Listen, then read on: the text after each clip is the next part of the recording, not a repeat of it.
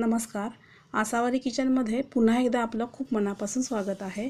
आज आपण मटारची उसळ कशी बनवायची ते पाहणार आहोत. त्यासाठी मी गॅसवर कढई ठेवले. गॅस ऑन आहे. थोडंसं तेल टाकून घेतलं आहे.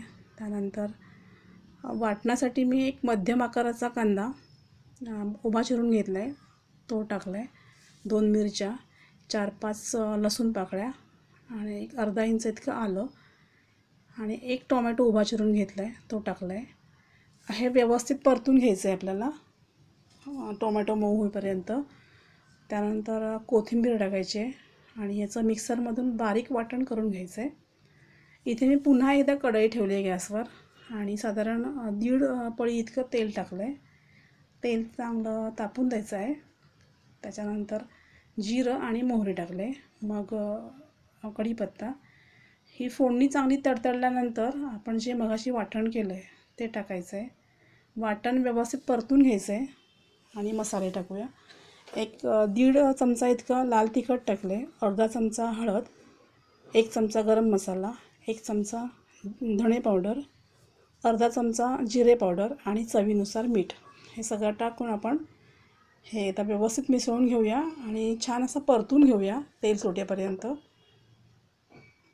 त्यानंतर आपण त्याच्यामध्ये सोललेला मटार टाकायचा आहे.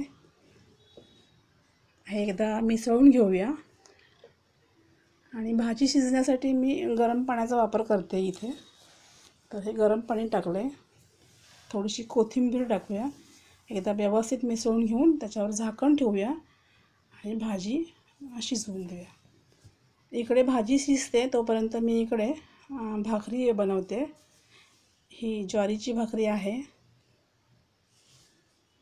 आता हिवाळा चालू आहे, त्याच्यामुळे बाजारात मटार म्हणजे खूप येतो आहे आणि स्वस्त पण आहे आणि छान हिरवागार इतका छान येतो आहे. तर तुम्हीही आणा मटार आणि उसळ करा.